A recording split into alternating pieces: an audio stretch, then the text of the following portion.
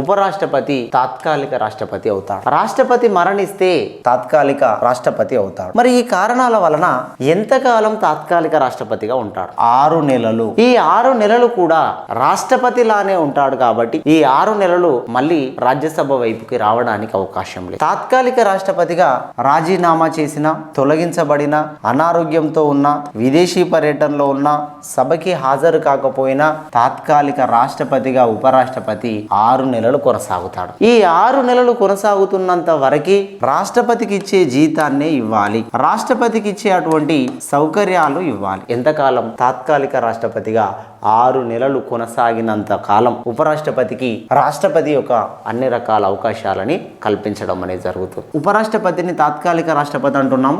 ఈ కారణాల వలన మాత్రమే ఉపరాష్ట్రపతి తాత్కాలిక రాష్ట్రపతిగా అవ్వడానికి ఛాన్స్ ఉంది.